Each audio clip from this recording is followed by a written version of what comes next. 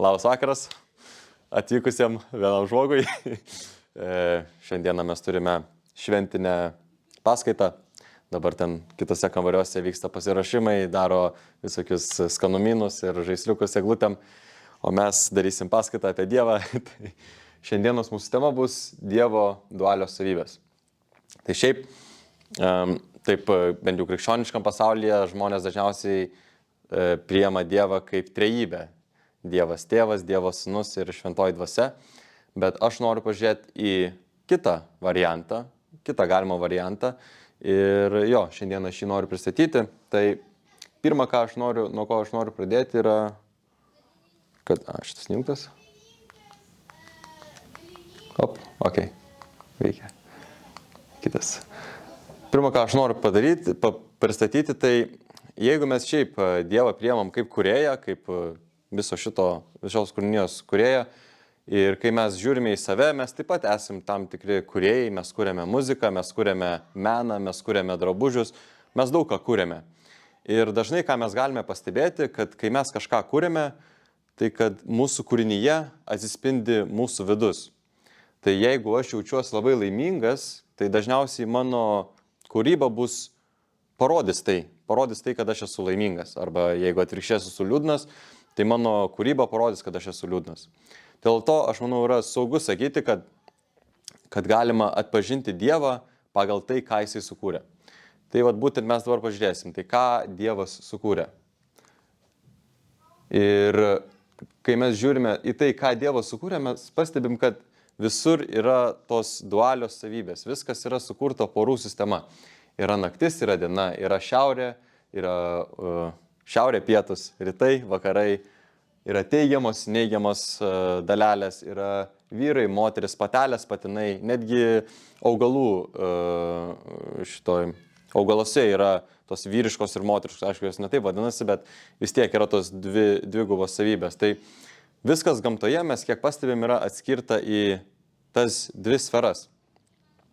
Ir iš to mes galime suprasti, kad gal Dievas taip pat yra būtybė, kuris savyje turi kažkokią dualybę.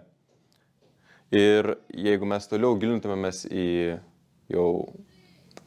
žmogų, kurį Dievas sukūrė, tai mes net galime pamatyti, kad pačiam žmoguje yra dualios savybės, tai yra protas ir yra kūnas.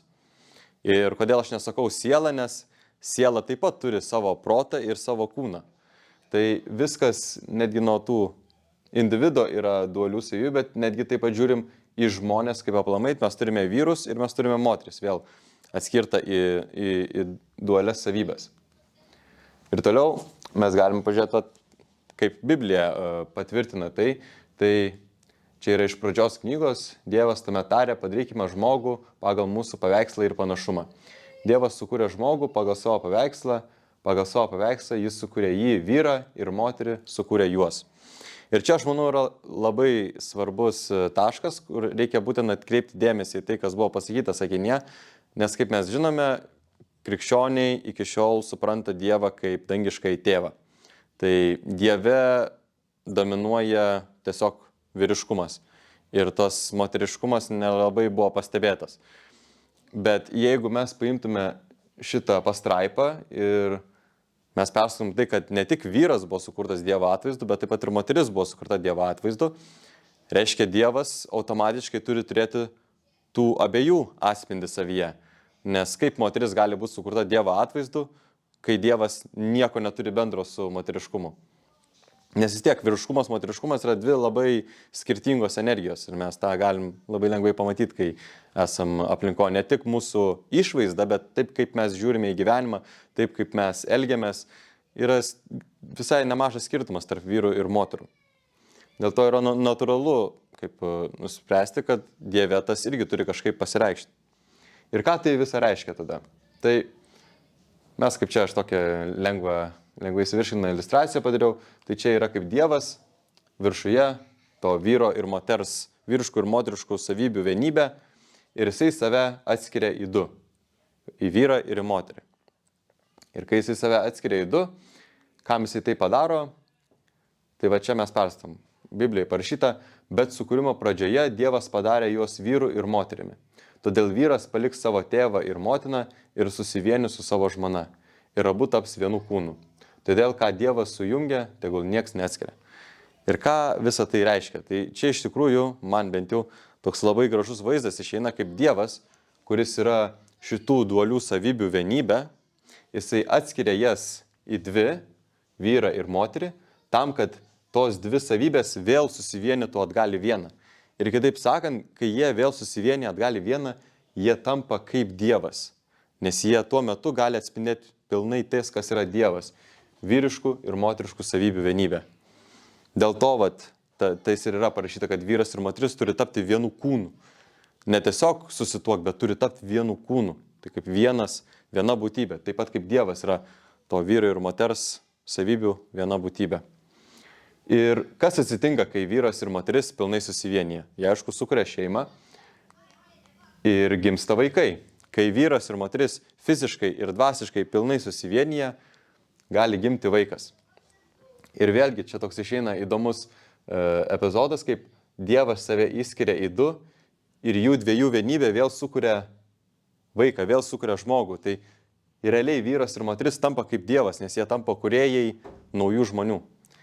Ir iš mano perspektyvos čia toks labai kaip gražus apskritimas apeina. Ir čia viskas buvo ir ką aš norėjau būtent paminėti ir apie ką plačiau biškį pakalbėti, kad, kaip aš ir sakiau, pradžioje krikščionybė beveik visą laiką suprato Dievą kaip tėvą, kaip vyriškos giminės būtybę. Netgi kai mes žiūrime į trejybę, mes joje turime sūnų, turime tėvą ir turime šventą dvasią, kuri neaišku kokios lyties Biblijoje tiksliai nenurodyta. Bet dominuoja tos vyriškoji išvaizda Dievo. Ir kuom, aš manau, čia svarbu yra pažiūrėti, ypač kadangi moteris buvo sukurta kaip ta, kuri duoda gyvybę, nes kaip mes žinome, mama yra ta, kuri duoda gyvybę žmonėm. Tai aš manau, būtų visai, ir čia kartojasi visur gamtoje, ne tik tai žmonėse, bet visose gyvūnuose, aišku, manos ten yra kažkokių ten išimčių gyvūnų, bet šiaip beveik visi gyvūnai, visose gyvūnuose yra mama ir ta mama duoda gyvybę. Arba ta mama duoda tą kiaušialąstį.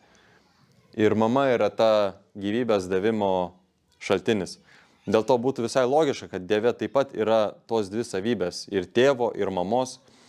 Ir mes kaip tikime, kodėl mes nepažinome Dievo kaip mamos. Ir iš tikrųjų iki pat Jėzaus žmonės taip pat Dievo kaip tėvo nepažino. Dievas buvo rūstus valdytojas, buvo kūrėjas, bet žmonės nelabai kreipėsi į Dievą kaip į tėvą. Tik tai po Jėzus žmonės pradėjo kreiptis į Dievą kaip į tėvą. Ir tai buvo dėl to, kad Jėzus, kaip Dievo vienatinis sūnus, jisai atėjo be puolusios prigimties. Ir aš į tą vėliau kitose paskaitose giliau nueisim, bet jeigu taip trumpai tariant, Jėzus atėjęs be nuodėmės, jisai mums galėjo atspindėti tai, koks yra Dievas tėvas. Bet mes kadangi žinome, kad Dievas taip pat yra ir mama, bet Jėzus nėra moteris, dėl to jisai negali atspindėti mums Dievo mamos. Kad kažkas mums atspindėtų Dievą kaip mamą, mums reikia vienatinės Dievo dukros, kuri ateitų vėlgi kaip Ieva, kai buvo prieš nuopolį be nuodėmės ir atspindėtų mums tai, kokia yra Dievo kaip mamos savybė. Ir aš manau, dėl to būtent mes ilgą laiką neturėjom to suvokimo Dievo kaip tėvų, kaip tėčio ir mamos. Ir čia iš tikrųjų ateina toks naujas suvokimas, kuris, aš manau, šiaip yra visai gilus, kaip tada mes galime Dievą plačiau pažiūrėti, ne tik tai kaip į savo tėvą, bet kaip į savo tėvus. Taip pat kaip kiekvienas iš mūsų turime tėvus, iš kurių gimėme, mes taip pat į Dievą galime pažiūrėti kaip į tėvus, kuris kažkur toli mūsų giminiai buvo irgi tas pirmas mūsų kūrėjas. Tai va, šiandien tokią mintį norėjau išreikšti apie Dievą, toks kitoks supratimas, koks šiaip aš retai kada girdžiu, kad žmonės taip apie Dievą kalbėtų iš kitų tikėjimų.